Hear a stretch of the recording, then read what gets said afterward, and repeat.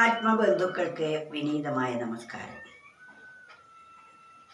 ഓരോ മനുഷ്യനും അവനവൻ്റെ തെറ്റുകൾ ആരും കാണില്ല.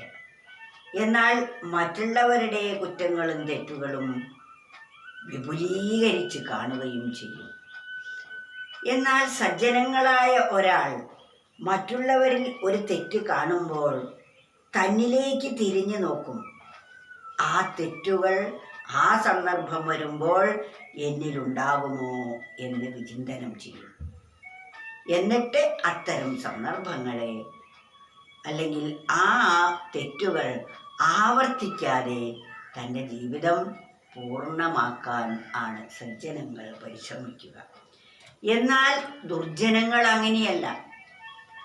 മറ്റുള്ളവരുടെ തെറ്റുകൾ പെരുപ്പിച്ച് കാണിക്കുകയും തന്നിൽ അത്തരത്തിൽ ഒരു തെറ്റുമില്ല എന്ന് ഉറപ്പിക്കുകയും ചെയ്യുന്നു.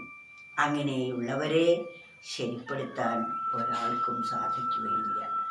എന്നാൽ നാം ഇതിൽ എങ്ങനെയുള്ളവരാവണം എന്നാണ്.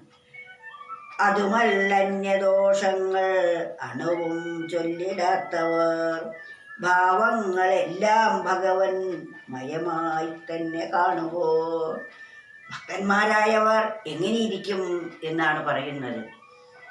അതുമല്ല അന്യദോഷങ്ങൾ. അതുമല്ല എന്ന് പറയുമ്പോൾ അതിൻ്റെ മുമ്പത്തെ വരി നാം ഓർക്കണം. ദ്രോഹിക്കുന്നവനിൽ പോലും സൗമ്യഭാവം പുലർത്തുവോർ. ദ്രോഹിക്കുന്നവരോട് സൗമ്യഭാവം പുലർത്തും.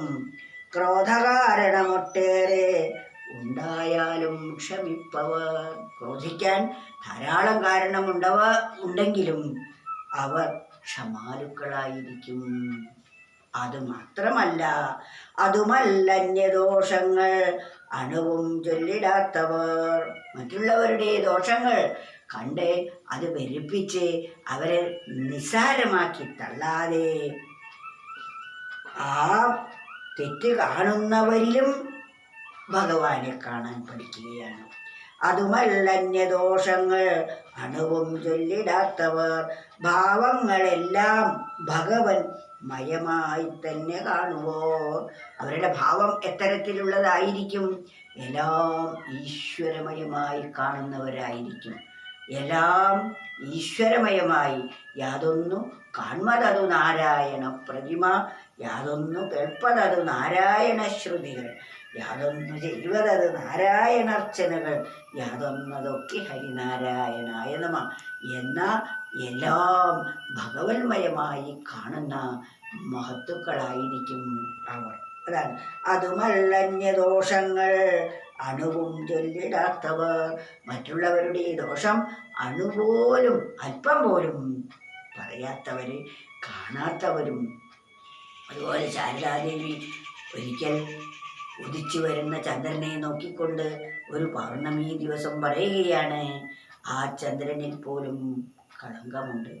അത്ര പോലും ഭഗവാനെ എൻ്റെ മനസ്സിൽ കളങ്കം ഉണ്ടാക്കരുതേ എന്ന്.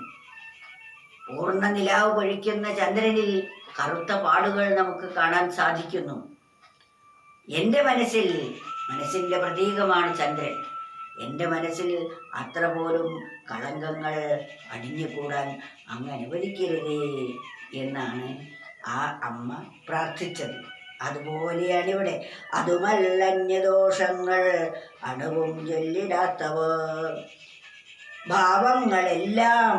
നമ്മുടെ ഭാവം എപ്രകാരമായിരിക്കണം?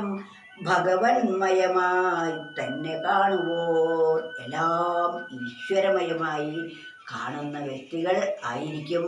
അങ്ങനെയുള്ളവരാണ് സജ്ജനങ്ങൾ. ഇത് നാം നിരന്തരം ഭാവന ചെയ്യേണ്ട ഒരു സുഭാഷിതമാണ്.